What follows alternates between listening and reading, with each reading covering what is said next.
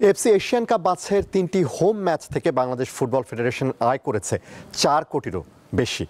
বুধবার বাফুফে নির্বাহী কমিটির পঞ্চম সভায় আয়ের হিসাব তুলে ধরা হয়। তবে ব্যয়ের কোনো বিস্তারিত তথ্য প্রকাশ করা হয়নি, যা নির্বাহী সদস্যদের মধ্যে কৌতূহলের পাশাপাশি প্রশ্ন তৈরি করেছে।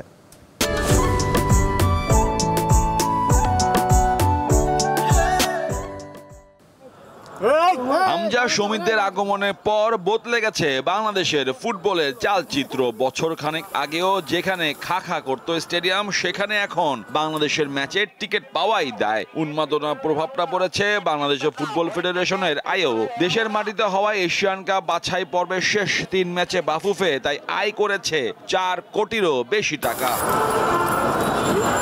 10 জুন সিঙ্গাপুরের বিপক্ষে জাতীয় স্টেডিয়ামে ম্যাচ খেলেছিল বাংলাদেশ। ম্যাচ দেখতে গ্যালারিতে হাজির ছিলেন 21,317 জন দর্শক। টিকিট বিক্রি, সম্প্রচার শর্ত আর বিজ্ঞাপন থেকে সেই ম্যাচে আয় হয় 1,15,00,000 টাকা।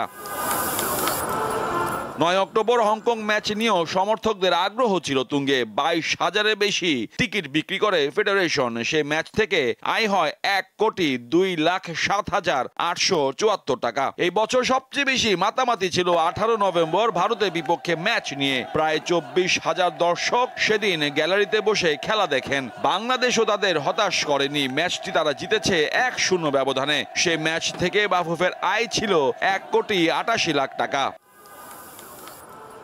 সব মিলিয়ে শেষ 3 ম্যাচ থেকে বাফুফের মোট আয় 4,05,07,874 টাকা। বাফুফের আশা আগামী দিনগুলোতে এই আয় আরো বাড়বে। তবে সভায় আয়ের হিসাব স্পষ্ট হলেও ব্যয়ের খাত কত, কোথায় ব্যয় হয়েছে, কিভাবে ব্যয় হয়েছে, এসব বিষয়ে কোনো তথ্য উপস্থাপন করা হয়নি। ফলে হোম ম্যাচ আয়োজনের প্রকৃত আর্থিক চিত্র এখনো স্পষ্ট নয়।